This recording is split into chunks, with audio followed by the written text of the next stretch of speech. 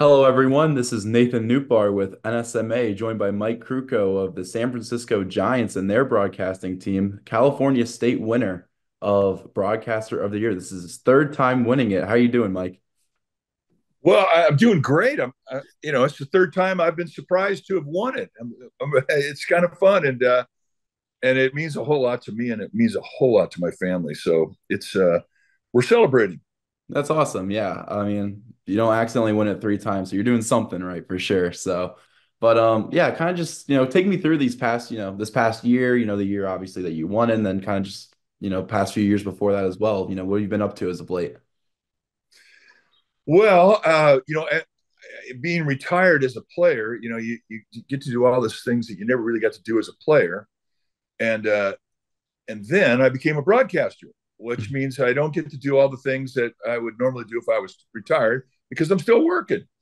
So in the off season, it's all about family, and I live up in Reno. My wife Jennifer and I live there, and we are there with our grandchildren. Our son and daughter-in-law have two, and then my daughter and our son-in-law.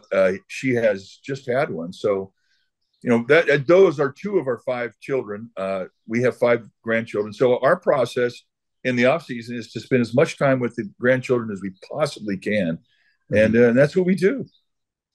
Yeah, that's awesome stuff. So, I mean, how long have you been calling for the Giants now? How many years has it been? Well, I retired in 1990 in March in spring training, and I started doing games in 1990. I did 14 games back then, and I've been doing them ever since. I never ever thought I'd be a broadcaster. It Hmm. just kind of was an opportunity that dropped in my lap. Joe Morgan, who was doing the Giants games at the time, started doing ESPN with John Miller, and there had to be somebody to replace Joe Morgan and do the Giants games when when he left to go to do the Sunday ESPN games, and that was my opportunity. And Yeah, then it kind of rolled into a full time gig, and we've been doing them ever since. wow, that's awesome. So, I got to ask you, I mean, I'm sure it's probably an obvious answer, but did you enjoy your playing days more, or are you enjoying this broadcasting era of your life more?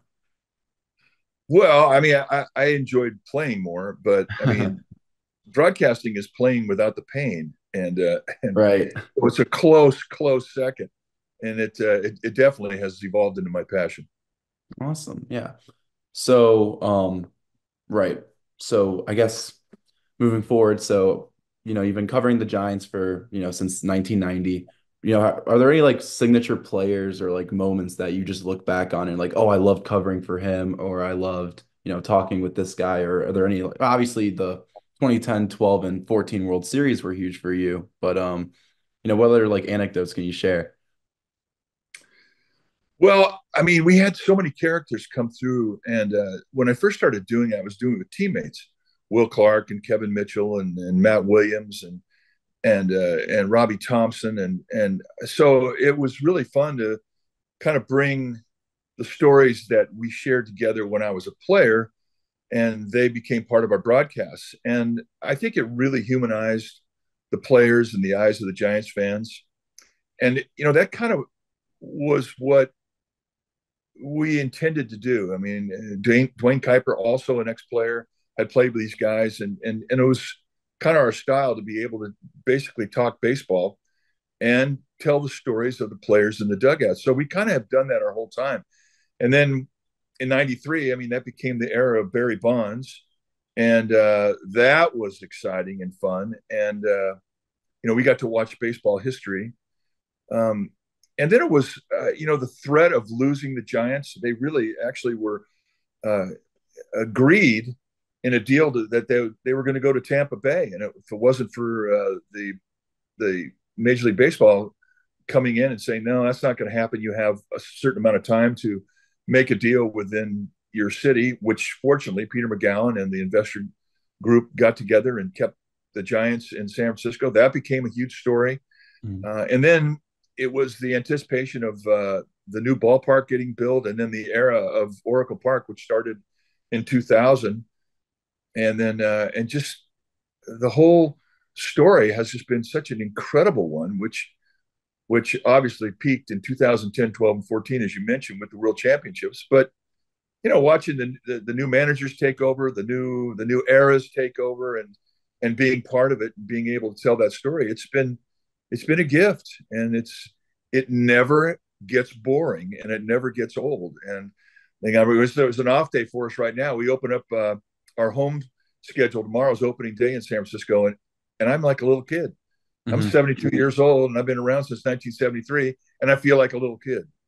Right, right. I mean, I've always wanted to go to Oracle Park. It's on my bucket list for sure of MLB ballparks. So, yeah, I mean, obviously you didn't get to play in Oracle Park, but just go further into just how, how's Oracle Park has been as a home field for, calling games as well as just fan interaction and the fan experience.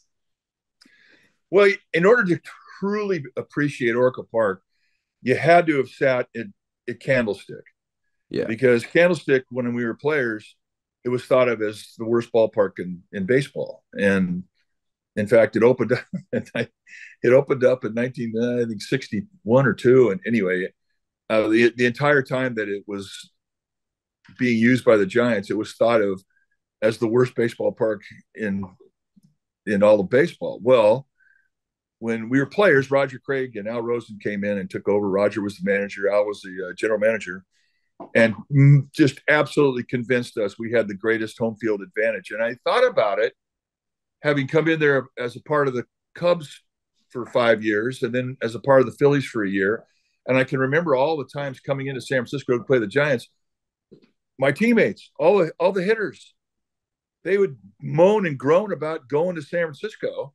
Mhm. And I thought, well, gee, if it's the worst place to hit, it's got to be the greatest place to pitch. And that's kind of how I looked at it. But from a fan's perspective, you really can't appreciate Oracle Park unless you had sat in the miserable conditions of Candlestick. Because once we got over to Oracle, which was Pac Bell Park in 2000, it became one of the crown jewels of baseball. And Mhm. it's just it's been a fairy tale story. It's a ballpark where you cannot get tired of it. It's just, there's so much magic there. I'll never forget. We were doing a broadcast, and Carlos Santana, the great entertainer, the great guitar player of Santana, uh, was our guest. We were actually giving a bobblehead away because he was a Northern California native, and he had so much to do with the attitude that was in that ballpark. And he came in, and we sat there, and he was in our broadcast for like 3 innings. We're talking about him, and one of the questions I asked him is, "How do you like our ballpark?" And he said, "This is a magic place. I travel the world, and I've been to magic places. I've been to Stonehenge. I've been to all these sacred places in Africa and South America. This is a holy place. It's a sacred place." and and we couldn't deny it. We agreed 100%. And that's how we look about this ballpark, because of what it has evolved from, and what it means to Northern California, and to baseball in general. And we get to go there every day. It's a magical place. Yeah, I mean, again, like I said, I've always wanted to make the trek out there, but fortunately, I'm not a California native. So, but yeah, I mean, just to kind of wrap things up here, right? I mean, I'm a young guy who's interested in going into broadcasting, obviously, right? So, what advice would you give to, college age or even high schoolers that are interested in pursuing this field, given all your experience? Learn to write. Right, Um, right. when you write, and it doesn't have to be a book, it can be a paragraph. When you do, you organize your thoughts, and you think hard on the adjectives that you use to describe what it is you're talking about in that paragraph. And when you do that, you've set that index card in your mind. Even though that piece of paper that you wrote that paragraph on has been thrown away, that index card is in your mind. And when you refer back to it in a ball game, or in a speech, or whenever, or when you're teaching class, it's there, and it's there for the end of time. And read, because when we read, you can't read too fast.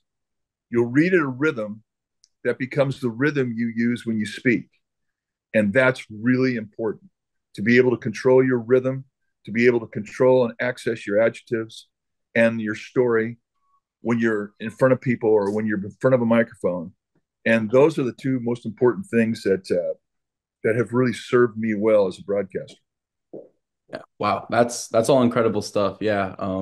That's one I've been hearing a lot is learning to write, but the read one, that's a new one. And honestly, you make a lot of great points there that I can take home with me. So thank you so much. Yeah, this is Mike Krukow, three-time California State Broadcaster of the Year. Thank you so much for sharing your stories with us today.